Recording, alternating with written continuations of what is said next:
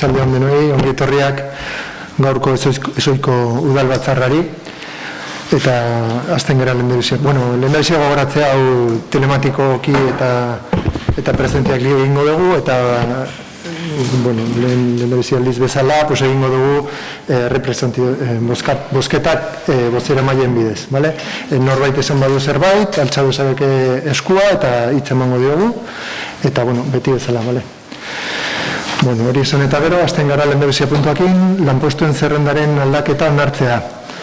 Bueno, gaia landu genuen otsailaren 15-ko antolakuntza batzordean, gaia da berdintasunerako eta zeharkako gaieretako teknikarien lanpostu bat sortzea, eta bueno, badakizue iaz gure asmoa zen ateratzea plaza, baina azkenean COVID-ekin eta dena ez genuen atera, eta azkenean horten bai ateratzen dugu, eta erabakia izango zen, udal honetako plantilla organikoaren aldaketa hasierako izaeraz onartzea plaza berri honen sortzera xede duena.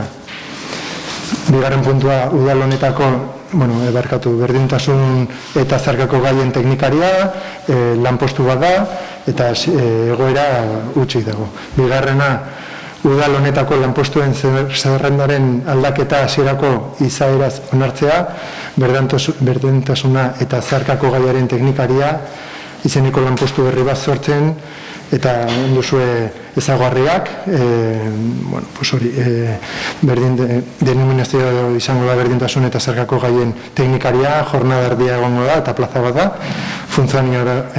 izaera juridikoa funtzionarioa izango da, area edo arloa izango da herritargoa, lanbide sailkapeko taldea abi izango da, osagarri osagaia, destino osagarria 7.900 eta 29.084 euro, eta bere eraizko osagarria 17.600 eta 80,27 euro. Betetzeko modua, konkurso oposizioa lehiaketa barkatu, funtzioak eranskietan zehazten direnak, horrean. Hirugarren puntua bezala, toki araubideetan arloan indarrean dauden lege esapenak onartzen dituen apirian 19ko 781/86 legegintzako errege dekretuaren 127 artikuluan zedatutakoa betez espedientea, jende aurrean izatea 15 egunez, alegazioak aurkezteko Gipuzkoako aldizkari ofizialen iragarkia iragatuz, alegazioak aurkezten ez badira, lanpostuen zerrendaren eta plantilla organikoen aldaketa behin betiko onartuko joko da. Eta laugarren bezala, plantilla eta lanpostuen zerrendaren kopia bat bidaltzea estatuko aldizkariari eta administrazioari barkatu eta autonomia erkidegoko organo eskudunari 30 eguneko epean. Bozkazio baino lehen, PS zerbait esateko, Herme? Bueno, nuestro grupo va a votar a favor de esta modificación de la relación de puestos de trabajo, porque entendemos que desde hace tiempo ya este puesto de técnico-técnica de igualdad es una necesidad y por lo tanto vamos a votar a favor. Sí que nos ha llamado un poquito la atención que, así como se ha dicho aquí en varias ocasiones, que ya andabais detrás del tema, que se había consultado con algunas bolsas y que que se estaba trabajando en ello, no sé, nos resulta un poco contradictorio que venga ahora a modificarse esta relación de puestos de trabajo cuando creemos que se tenía que haber hecho con el presupuesto general. ¿Por qué? Pues precisamente porque en el presupuesto general ya viene una partida destinada a este puesto, sin embargo no se había modificado la relación de puestos de trabajo, ¿no? Entonces es un poco, no sé, contradictorio esta cuestión. No sabemos si el orden de los factores altera el producto, pero sí que queremos hacer mención a ello, ¿no? Que sin más, yo creo que cuando se aprueban los presupuestos, precisamente si hay alguna incorporación, creemos que es entonces cuando habría que haber modificado esta relación de puestos de trabajo, pero bueno, puede ser que se pueda hacer así también, pero en fin, queríamos manifestar esta contradicción que creemos que es, ¿no? Que por un lado se está trabajando en este asunto, se tienen los presupuestos, pero hasta hoy pues no venía la modificación de la relación de puestos de trabajo, sin más. Votaremos a favor por lo que hemos dicho antes, ¿no? Porque creemos que es necesario y nada más. Eskerrik asko, Arme. Ainara, Bilduren jarrera. 2020ko aurrekontuetan Euskal Herria Bilduk baldintzapetu zituen aurrekontuak eta baita bere bozka ere berdintasun teknikari hontan. Alegia indar guztia eta esfortzu guztia postu hontan jarri genuen. Eta gobernu taldeak eta gurekin inolako hartu emanik erakutsi gabe krisi garaian eta Covid garaian aurrekontuetan beraien lehentasunetan ez zuen estimatzen berdintasun teknikari honen beharra. Guk argi dago eta beste aukera eta beste partidu politiko bat izanik ez ditugu zuen lehentasun horiek partekatzen, bai ordea aurten sartzea, lehen mailen etortzea eta behar honen bermea areagotu egin dela esan beharra daukagu Covid garaian. Beraz, pozez jasotzen dugu, ea dauden arazo guzti horiek arazo izateri usten dioten eta lehen mailen ezagutzen dugun persona berri hau. Eskerrik asko, Ainara. Mikel, EAJaren jarrera. Bai, egia da, urtea amaitu horretikan aurrekontuak onartzarekin batera beste hainbat dokumentu onartzen dira eta beste udaleko langileen lanpostuen zerrenda. Duda txiki badaukagu aurrekontua onartzen ez den bitartean eta bertan ezartzen diren programak onartzen ez diren bitartean lanpostuen erlazio hori aldatu daiteken edo ez, zalantzol izan dugu, alik eta azkarren saiatu izan gara nola batera egokitzen eta horregatik handakarkizu gorkoan. Eta 2020 urtea badakigu denak berez izan dela, eta bakoitzak izango du bere irizpidea ez irizpidea, gu printzipioz 2020an beste lehentasun batzuk markatu genitu, ez genuen nola baitere printzipioz gai hau bertan bera usteko asmonikan bezik eta egoerak atzeratzea ekarri izan digu, eta aukera izan dugunean nola baitere 2020 barruan, egin ditukolako hainbat eta hainbat ekimen eta hainbat saiakera, horrek nolabait ere ekarri duna da ahalik eta azkarren RPTA aldatzea eta ahalik eta azkarren kontratazioa bideratzea. Eskerrik asko, Mikel. Erme, zerbait izateko, Ainara, zerbait gehiago? Martxoak 4 ditula gogorarazi nahi diot gobernu taldeari besterik gabe. 21 martxoak 4. Eskerrik asko, Ainara. Mikel, zerbait gehiago? Martxoa 4 ahalik eta gertuen saiatuko gala kontratazioari bideratzen. Eskerrik asko, Mikel. Hau izan eta gero, bozkatzen dugu. Aldeko bozkat. Hau batez, orduan entzat ematen dugu puntu hau, eta bigarrena pasatzen dugu. Bigarren puntua bezala, dakagu Langarda informazio batzorde berezia ateratzea. Gai hau landu genuen antolakuntzan baita ere, 15ean, eta gaia izango zen Langarda informazio batzorde berezia eratzea. Orduan, erabakia izango zen lehenengoa Langarda izeneko informazio batzorde berezia eratzea, honako gai honi buruz azterketa, txostena eta kontsulta egiteko, Langarda. Bigarrena, batzordea automatikoki aztertuko da, xede duen garai buruzko irizpidea edo informazioa ematen dutenean. Hirugarrena, Langardako informazio batzorde berezia honako kideak osatuko dute, azkenean talde guztiak aurkeztu dugu proposizioak eta orduan lehendakaria bezala izango da Mikel Pagola, bero proposatzen da Mikel Pagola izatea, presidentea, da gero Urnetako Eusko Abertzaleak bi kide gehiago izango dira Jorge Segurado eta Juan Luis Goikoetxea. Urnetako Bildu udaltaldeko ordezkari izango da Xabier Diurramendi eta Grupo Municipal Socialista Ayuntamiento Urneta udaltaldeko ordezkaria Herme González izango da. Laugarrena, Langardako informazio batzorde bereziak arazoen 28 2568 eta /1986 errege dekretuak onartuko Tokio erakundeen antolamentu, funtzionamentu eta araude juridikoen erreglamenduaren 123 artikulutik 126 artikulura eta 124 eta artikulutik 128 bitartekoan sedetatukora egokoituko du bere funtzionamentua batzordeak 2000 behin egingo ditu ohiko bilkurak. Eta bosgarrena, erabaki hau udaleko talde politikoei jakinaraziko zaie eta jakinaraziko zaie batzordetan izango duten ordezkariak izendatu beharko dituztela. Idatziz jakinaraziko zaie erabaki hau hartzen dutenik 5 seguneko epean. Hau da, bozkatu duguna eta bozka baino lehen zerbait esateko, Herme?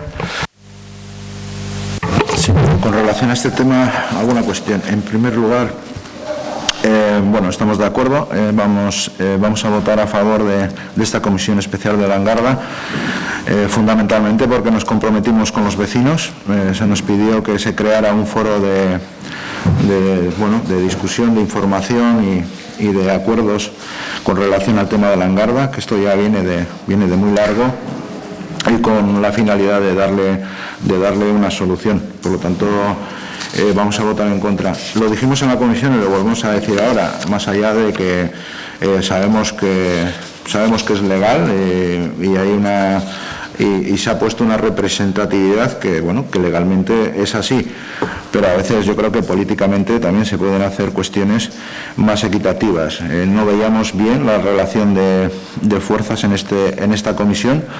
3 miembros del PNV, uno de H. Bildu y uno del PSE. Creíamos que tenía que ser algo distinta, pero bueno, una vez más, pues no sé, se marca músculo, ¿no? Y nos recuerdan quién manda aquí. Y por otro lado, según el acuerdo que vamos a aprobar, dice que hay 5 días para presentar. Entiendo yo que el escrito que presentó el Grupo Municipal Socialista en su momento para apuntar al titular y al suplente valdrá, ¿no? Digo, vale, ¿no? No, es que como el acuerdo es que en el plazo de 5 días presentarán los nombres del titular y el suplente, pues bueno, yo creo que lo entendimos que era a partir de la comisión, pero bueno, por eso lo hicimos de forma rápida y lo presentamos el 16 de febrero. Pero bien, si vale, pues que conste que lo hemos presentado. Gracias. Eskerrik asko, Herme. Ainara Etxebilduren Jarrera. Langardako gaia gure zinegotzi den Xabier Juramendik eraman du garai batzuetan, eta uste dugu oso lan txukun eta fin egin duela, gainera oso ezagutzen duen kasua da, eta horrek ez zuen gobernu taldearen gehiengoa balantzan jartzen. Beraz, guk oso gustora ikusten genuen komisio bat, behintzat, beste representazio batekin eramatea. Hala eta guztiz ere, aurten gobernu taldeak eta alde bakarrez erabaki zuen komisioa betzela beharrezkoa, gainera esplikatu zitzaigun lurraldean eraman zitekela, eta bizilagunek aurkeztu zutenean eskaera lan nahi bat osatzekoa guk aldeko bozka egin genuen, eta gainera horren aldeko autua eman dugu denbora guztian. Orain zuen proposamena Mikel Pagola presidentzian jartzea izanik, gure posizioak onartza besterik ez dagokigu, naiz eta pentsatzen dugun Xabier Juramendik ere lan hori egin zezakela, eta zuek daukazuen lan karga handia ikusita, zentzuzkoa ere hein handi batean ikusten genuela, naiz eta gero bozketan zuek mantenduko zenuketen gehiengo hori. Hala eta guztiz ere, eta hau ere bide bakar batez jaso dugunez eta nolabait informazio bezala, eta Langardako komisioaren guztiz aldeko bozka emango dugunez, onartzea tokatzen zaigu bere osotasunean. Eskerrik asko, Ainara. Mikel Jotaren. Printzipioz batzorde honekin eta horratzen diren konpromiso artean, aipatzen da, bile betez bile elkartuko dela, hori izango ditzeteke gutxiengoa. Kontua da, dinamika hartzen balimada eta hainbeste denbora itxaroten ari garen epaiketako sententzia etortzen balimada eta horrek derrigortzen balimada gaitu dinamika eta saioak maiztasun handiagoarekin lehenago egitea, evidentemente lehenago egitekin algo konpromisorik ez genuke izango eta ojalá zorionez jadanikan gune horretan edo puntu horretan egongo bagina. Egia da, lankarga ugali dago, baina lankarga horretaz aparte, batzordea kudeatzeak edo eramateak nolabait ere eramango digun lankarga hori egiteko prest gaude eta gogoarekin nolabait ere, hainbeste urte irauten duen gai bati denen alde, zorionez amaiera bat emateko aukeran egon ote egintezken. Hala ere demora pixka bat egoendikan ere jarrituko dugu gai honekin lanean. Eskerrik asko, Mikel. Erme, zer gehiago esateko? Ainara, zer gehiago? Komisio hau ere ez da ataskatzen eta aurrera di joan eta ebazpenak ikusten joaten dian. Mikel, zer gehiago? Nik uste ataskatzeko ez da, komisioaren arazoa, nik uste beste kontrataren eskuz dago ataskatzea edo ataskatzea, baina, eskerrik asko. Hau esan eta gero bozkatzen dugu, orduan aldeko bozka. Hau batez, perfecto.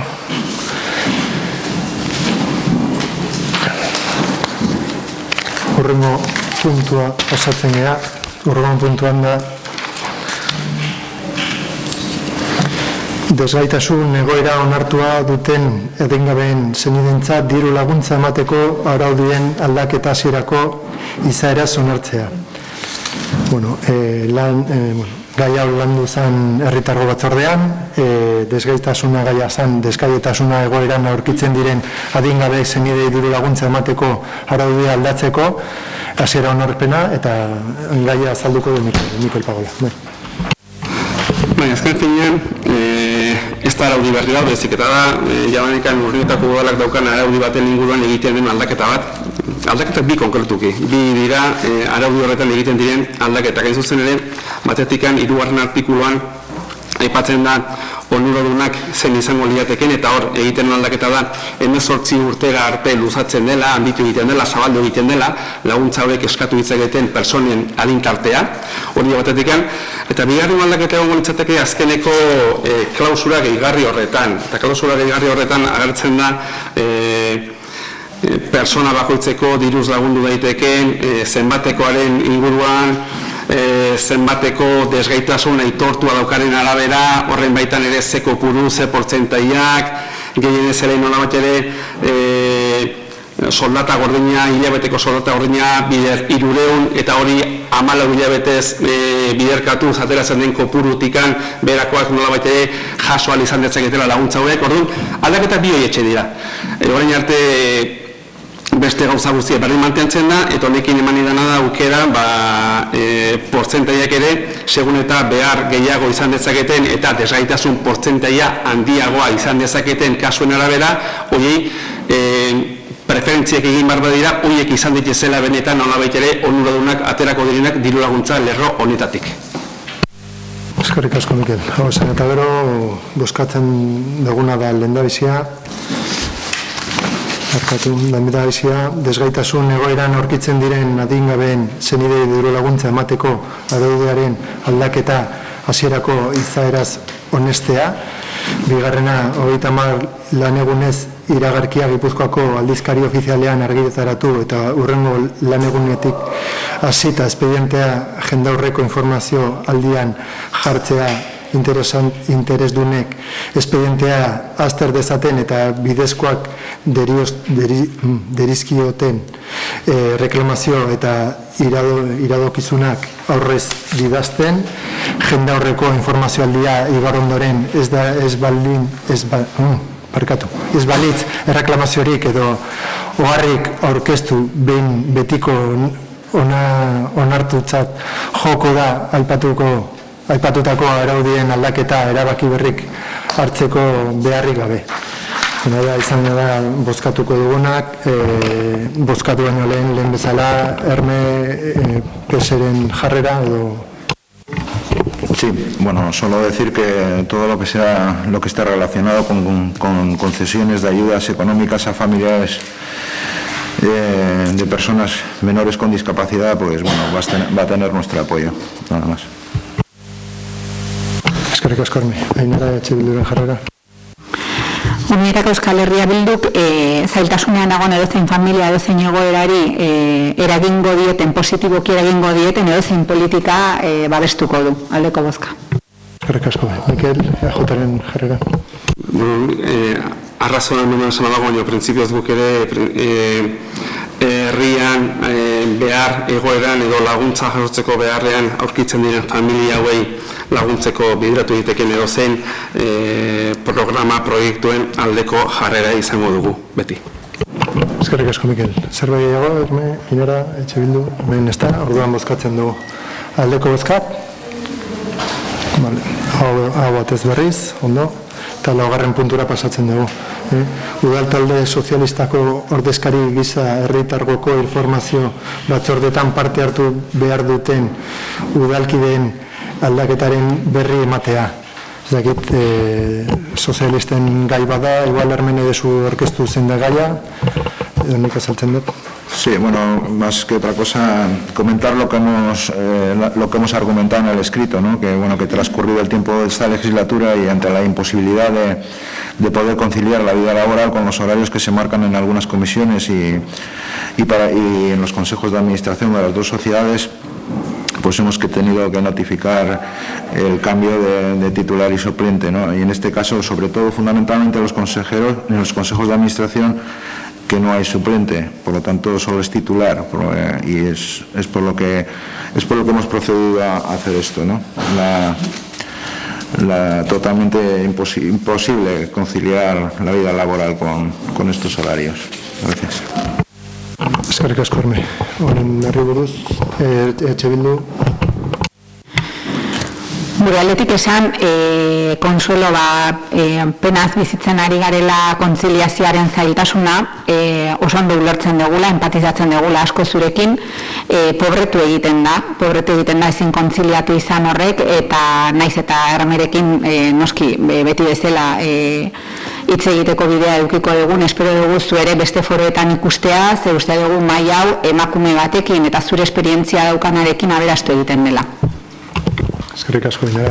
Mikel, zerbait izateko? Evidentemente, Alderdi Sozialistak egindako proposamenoen aurrean ez dauko inolako arrazorikan, eta zentzu horretan arrazorikan gabe baiezko amatea besterik ez zaigu tokatzen. Eskerrik asko, Mikel. Zerbait gehiago, PSE, Bildu ez, orduan, ja, hurrengo puntura pasatzen dugu.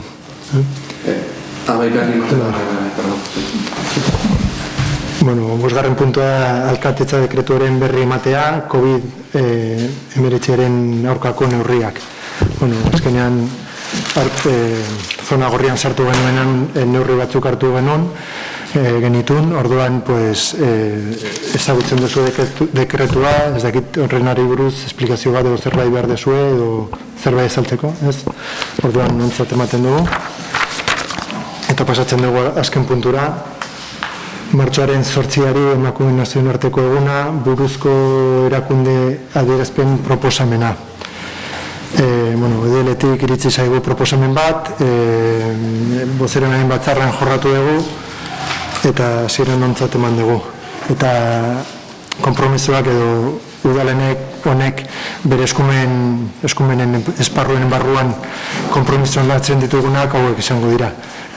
Gizartean zaintza antolatzeko ereduari buruzko eztabaida bultzatzea eta eztabaida horretan buru izatea, bizitza erdigunean jartzean oinarritzen den ikuspuntu feminista batetik abiatuta, zaintzaren erantzunkidetasun sozial eta komunikazioetako bidean bigarren analizia egitea genero ikuspuntutik kolektibo zaugarrienen egoerari eta behar izanei buruz baita COVID-19 ondorioei buruz ere eta hori aurre egiteko premiazko neurriak martxan jartzea. Hurrengo puntuan izango da, COVID-aren krisiaren eragina arintzeko nartzen diren neurri guztietan genero ikuspuntua gehitzen dela bermatzea, laguntzen eta babes programez den bezain batean, hurrengoa bidegarrian aztertzea eta ezartzea adingabekoen eta mendekotasuna dutenen zaintzari laguntzeko tokiko zerbitzuentzat zaintza baldintza duin eta bidezkoetan egin dadin saiatuz edo eta erraztuz bai ematen dutenentzat, bai jasotzen duenentzat ere. Udalen berdintasun plangintzetan espreski azpimarratzea emakundeen alduntzea zaintzaren balioa eta ari dagokionez gizonek dutenen erantzunkidetasuna, berdintasuneko tokiko politika garatzeko eta genero politika guztientzat zehar lehorroa izateko erabiltzen diren giza baliabideak eta baliabide tekniko eta ekonomikoak sendotzea eta babestea, eta azkena tokiko zaintza sare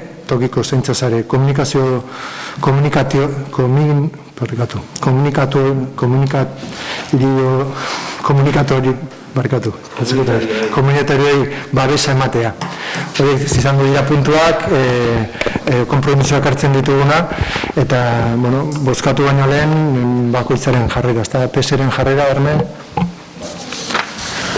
Bueno, yo creo que este año, el día 8 de marzo, y esta declaración institucional que vamos a aprobar, creo que si bien es cierto que siempre que se hace una declaración institucional con relación a este día es importante, yo creo que este año ha sido, creo que lo han clavado, ¿no? Y el título lo dice todo, ¿no? El papel de las mujeres durante la pandemia y la crisis global de los cuidados, ¿no? Es un tema que ya ha salido en este ayuntamiento, en distintas comisiones y quizá en algún pleno, no recuerdo bien, pero con el tema del técnico de igualdad, en fin, siempre se ha abierto un debate y siempre hemos puesto sobre la mesa que este año de pandemia, pues la verdad, tenía una crisis sanitaria, tenía una crisis económica, pero fundamentalmente tenía una crisis de género, ¿no? Y poco a poco lo hemos ido constatando. Estamos totalmente de acuerdo con todo el argumentario y sobre todo y fundamentalmente estamos de acuerdo con los puntos, ¿no?, de compromiso. Está nuestro compromiso, porque esto no deja de ser una declaración institucional que al final, pues bueno, queda muy bonito ese día. Quedamos muy bien, ¿no? Unanimidad y tal, pero esto nos compromete solo de un poquito de palabra, ¿no? Por lo tanto, el Grupo Municipal Socialista se compromete aquí públicamente en este pleno a llevar adelante una moción para el próximo pleno ordinario con los puntos que vienen aquí en esta declaración institucional. Lo registraremos por el registro del ayuntamiento y lo someteremos a la votación del pleno, que creo que eso sí que va a ser no un compromiso solo de palabras, sino tendrá que ser un compromiso de acción, ¿no?, y realización. Nos parecen unos puntos muy interesantes, más allá de que se puedan aplicar más políticas, que seguramente sí, pero estas nos parecen importantes. Por lo tanto, nuestro compromiso aquí público de que registraremos una moción con estos puntos, con los que hoy adquirimos un compromiso en una declaración institucional, pero queremos que vaya más allá de esa declaración institucional y que durante este año podamos recuperar un poquito, porque yo creo que sí que se ha dado algún paso atrás en temas de género, ¿no? Por lo tanto, haremos eso. Gracias. Eskerrik asko, Herme. Ainare Bilduren jarrera. Eudelen testua irakurtzen baldin badegu eta Partido Sozialistaren hitzartzea entzun eta gero izenburuan bete-betean asmatu duela pentsatzen dugu Eudelek. Gainera, zaintza, bizitzan, programak, horiek denak guretzako borroka bat dira, badaramagu ja urte luzea, 2 urte betetzera goaz, eta hor goaz, ezta? Datu estadistikoak eskatu ditugu, zegertatu da COVID, nola dago emakumea urnietan, azkenean, Google horrek inkesta bat luzatu dugu urnietako emakumearen inguruan, inkesta horretan jasotzen ari garen datuak negargarriak dira, eta pena handiz jasotzen duguna da, udaletxe honi eskatu.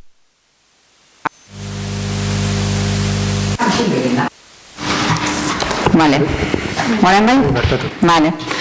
Orduan, gauza da, jasotzen ari gara, emakumeari egintzaion galdeketa bat izan da, modu telematikoan eta kuadro bat ikusi nahi genuen. Bueno, kuadroa terrorifikoa da. Picassok ere bera ametxik aiztuenean ez duke horrela jaso. Orduan,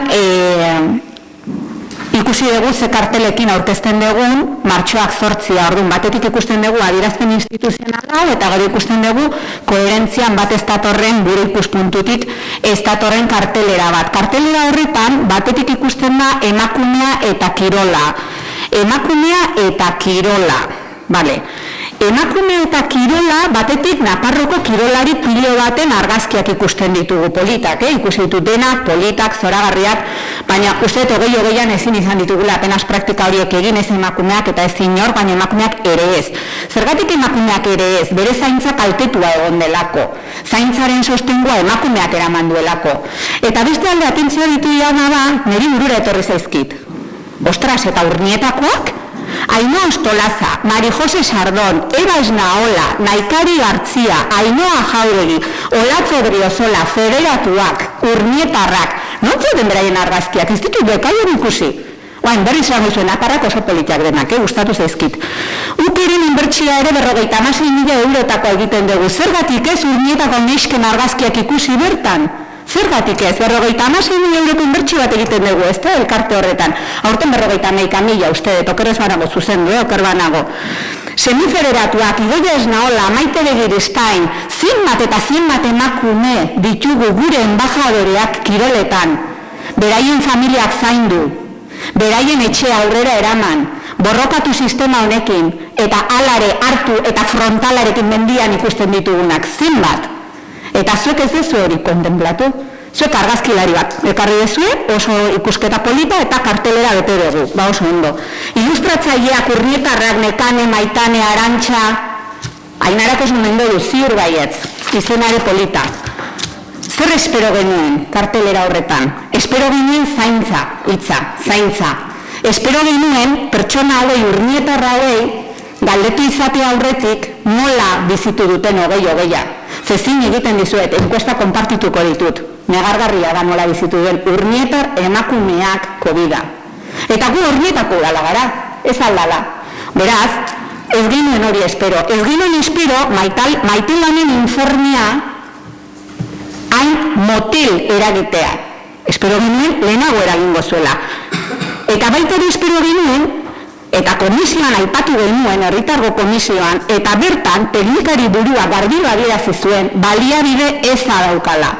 Orduan hemen Euskal Herria Bilduk egin behar den kritika da, bai eudelen kartelari, baino konpromesua sendoa izan dadila. Ez dadila egun bateko argazkia izan behar du proiektu bat, eta izan behar du egiten sinisten dugu zerbait.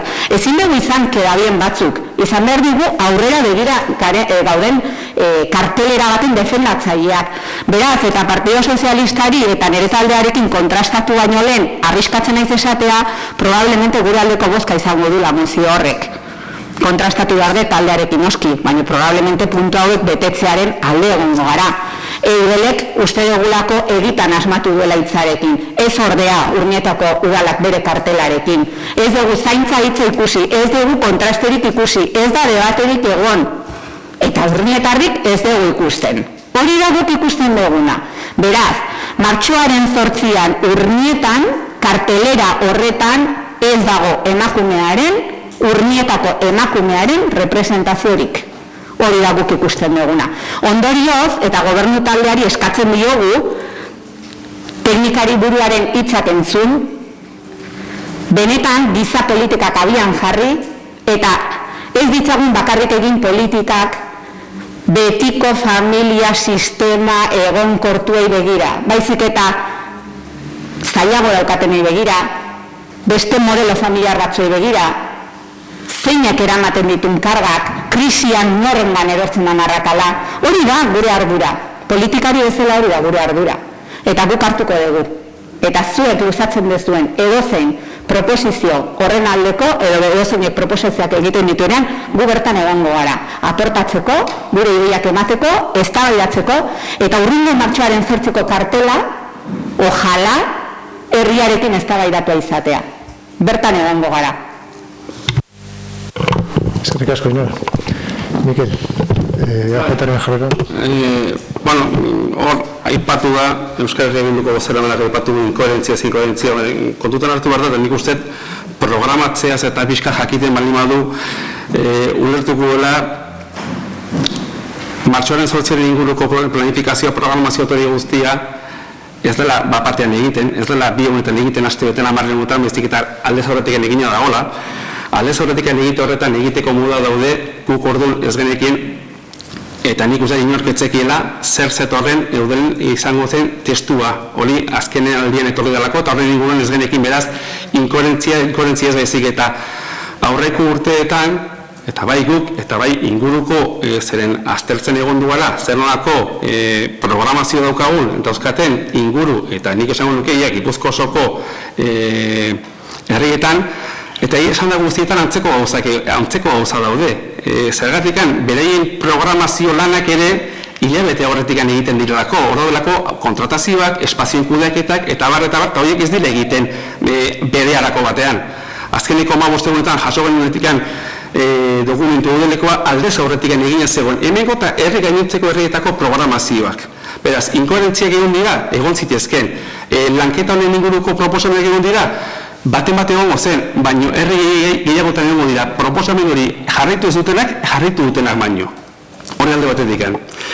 Bezaletik, nolabait ere, aipatu beharra dago, erabat ados gaudela, printzipioz, hitzetetik ekintzetara pasatzeko hori guztia egin beharra dagoela, eta hor, aipatu behar da baita erakunden arteko badagoen lankidetza, ez da, gaur betan adibide jakin dugu estatuko itunaren barruan jasotzen diren diru laguntzak ere zen izango diren nolabait ere urte honetan urritako dela jasoko dituenak genero arrakala eta antzeko gauzei aurre egiteko prebentzio, sensibilizazio, kanpaina eta horrelako gauzak egiteko ere.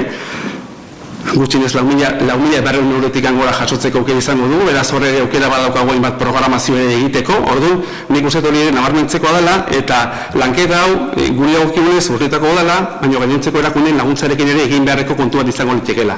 Eta printzipioz hori nabarmentzea, zentzu horretan. Eskerrik asko, Mikel. Arme, zerbait esateko, Ainara, Bildu zerbait dago? Gogorarazi behar dio gobernu taldeari liberazioei begira, oposizioko taldeko portzentaik handienak jarduera pribatuan egiten dugula eta bai oso ondo ezagutzen ditugula zein diren antolaketak eta programen kudeaketak. Gainera ezagutzen ditugu instituzioan barruan egon gabe. Orduan gogoratzen dizuegu ibilbide politikotik at gaudela gehientsunak eta hemen jarduera pribatutik gatozenak. Beraz bai oso ondo ezagutzen ditugu borroka horiek. Bestalde baita ere esan, eudelek zertzekarren ez genekiela, baina COVID-ak zerrekarri duen bai genekiela. Edo ez dakit. Eta ondoko herrietan zer gertatzen den, egia esango dizuet, ez daukat astirik ondoko herrietara begiratzeko, nahikoa lan badauka Urnietan, eta Urnietako hautsa garbitu ondoren akaso bestetara begira genezake. Nik egia esan Urnietari begira egin dut hitzartzea, gure taldeak hala adostuta.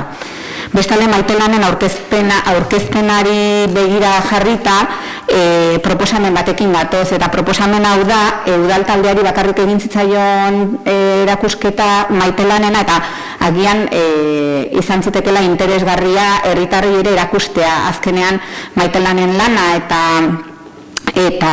emaginak egindakoa oso esanguratsua da, COVID aurrekoa da, beti COVIDen inguruan gaude, baina COVID aurretik ere bazen arrakala, eta proposamen bezala hemen luzatzen dugu hori, lan hori herriari ere luzatzea, eta agian irudi grafikogo bat erakusteko aukera ematea. Proposamen bezala, esaten dugu. Eta besterik gabe ez daukagu gehiago ezarra aipatzeko. Eskerrik asko, Ainara. Mikel, zer gehiago? Pina bardura, Batetikan, Euskal Herria Bilduko bozera maila goratu behar diot, Euskal Herria Bilduko zinegotziak eta udaleko dozen zinegotzi izanikan instituzio barruan gaudela. Gobernatzeko erantzunkizunik gabe, baina denok gara instituzioko ikide eta bakoitza bere erantzukizun, baina desberri izan dezake, baina guztiok daukagu. Eta nagusiki hori, ikusiko dugu hemendikan aurrea zer ematen duen, eta esan bezala printzipioz, hitzetetikan ekintzetara pasatzeko horretan, nolabait ere, hainbat gauza izango ditugu, eta ahalik eta azkarren kontratatzea asmoa daukagun berdintasun teknikari horrekin, hainbat gauza gehiago egiteko aukera izango dugu, kontutan izan da baitere, hirugarrengo berdintasun plana gainean daukagula, eta hor ere hainbat ekimen, hainbat gauza etorriko zaizkigula, herriko emakumeei nolabait ere onura ekarriko diena. Eskerrik asko, Mikel. San eta gero, nik uste du bozkatuko dugula. Orduan bozkatzen dugu. Bozkatzen, ez da? Lehen esan. Bai, orduan aldeko bozkat. Bale, berriz dago batez, eskerrik asko. Pues ja, honekin bukatzen da gaurko ezoizko udalbatza, orduan eskerrik asko denoi eta hurrengo arte.